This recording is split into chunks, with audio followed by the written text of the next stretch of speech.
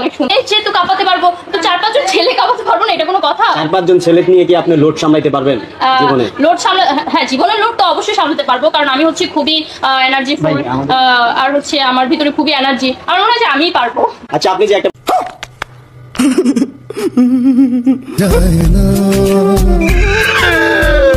আমার ফিগার অনেক ভালো, ইভেন হচ্ছে যে ড্রেস মিমি চক্রবর্তী কি ড্রেস পরছে, এই ড্রেস যদি আমাকে পরানো হইতো দেখতেন যে বাংলাদেশের থেকে বাংলাদেশের প্রত্যেকটা ছেলেরা ঘরে বসে থাকতো না, তারা তুফান দেখার জন্য হচ্ছে হলে গিয়ে বসে থাকতো আমার ফিগার দেখার জন্য।